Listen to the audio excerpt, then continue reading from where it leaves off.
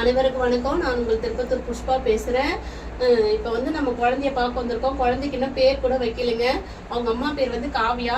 அந்த காவியாவுக்கு வந்து அப்பா அம்மா யாருமே கிடையாது.